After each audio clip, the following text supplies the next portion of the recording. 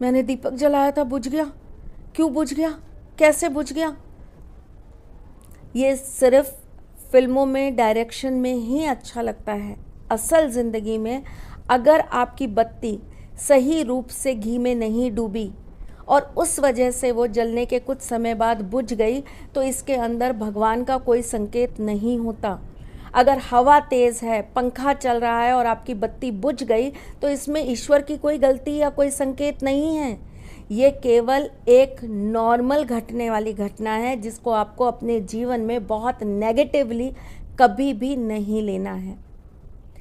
अगर आपने अखंड ज्योत रखी है, अगर आपके घर के अंदर अखंड पूजा चल रही है और उसमें आपकी बत्ती किसी कारण से रुक गई या बंद हो गई, तो आपके मन में ये आता है कि मुझसे क्या गलती हो गई, मुझसे क्या भूल हो गई। अगर ऐसा होता है तो आप ये मान सकते हैं कि हाँ, कुछ तो आपके साथ में नेगेटिव हुआ है, लेकिन ये भगवान का कोई आपको नकारात्मक संकेत नहीं है। ये किसी नकारात्मक ऊर्जा के होने से आपके साथ होने वाली एक ऐसी घटना है जिसकी वजह से आपके घर की ऊर्जा खराब हो सकती है।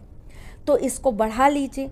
बढ़ाने के लिए जब आपकी बत्ती बुझे तो तुरंत प्रभाव से एक और दिया उस बत्ती के साथ प्रज्वलित कर दीजिए और उस बत्ती के अंदर आप थोड़ा सा केसर या हल्दी डाल दीजिए, तो जो नकारात्मकता होगी वो ख़त्म हो जाएगी।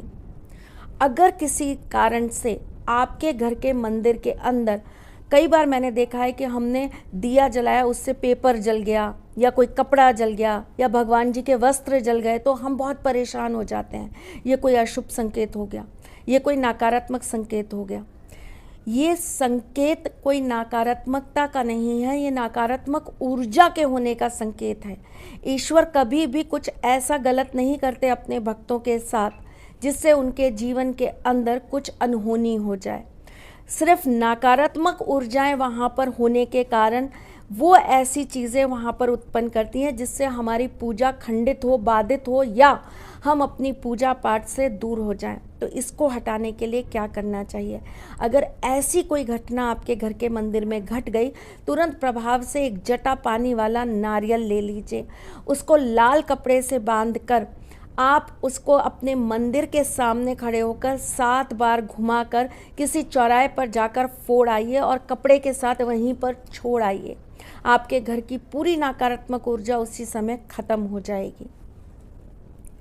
कई बार देखा गया है कि दिए के अंदर जब हम बत्ती जलाते हैं उसमें फूल बन जाता है। अलग अलग लोगों का इस चीज़ को लेकर अलग अलग मत होता है। कुछ लोग कहते हैं कि ये ईश्वर के आशीर्वाद की प्राप्ति का संकेत है। कुछ लोग कहते हैं कि इससे हमारी पूजा सफल हो गई। कुछ लोग कहते हैं कि एक सकारात्मक हमारे को संकेत मिल गया कि हम कुछ अच्छा कर रहे हैं और ईश्वर के पास हमारी भक्ति पहुंच रही है। अगर आप पूजा करते हैं और आपके बत्ती के अंदर भी फूल बन जाता है, लौंग बन जाती है, तो ये सच में एक सकारात्मक ऊर्जा के आपके घर में होने का प्रमाण होती है।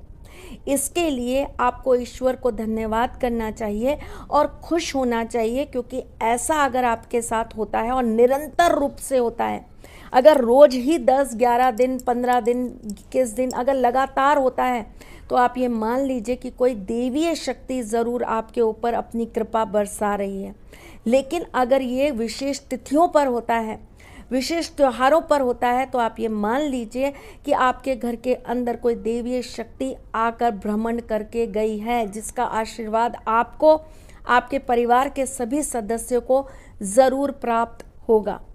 है ना बहुत छोटी सी बात। इसको लेकर अब दोहरी सोच बिल्कुल मत रखिएगा, बिल्कुल किसी भी चीज़ को लेकर नकारात्मक मत होइएगा। और अगर आपके साथ ऐसी कोई भी अच्छी या बुरी घटना होती है तो मायूस होने की ज़रूरत नहीं है, क्योंकि हर एक चीज़ का तोड़ ईश्वर ने बनाया है। बस ज्ञान की प्राप्ति ना होने के कारण हमें पता नहीं होता, तो हम घबराते हैं, डरते हैं और फिर हमें ऐसा लगता है कि कहीं हमारे साथ कुछ बुरा तो नहीं होने वाला, कहीं हमारे पितृ, हमारे देवता हमें कुछ बुरा संकेत तो नहीं दे रहे। हमारे ईश्वर हमारे माँ बाप की तरह होते हैं और माँ बाप कभी अपने बच्चों का बुरा नहीं चाहते हैं। ईश्वर भी हमारा बुरा कभी नहीं होने देंगे। इसीलिए बिना डरे आप अपने घर के अंदर अगर कोई भी ऐसी अनहोनी घटना घटती है तो तुरंत उसका इलाज कर लीजिए।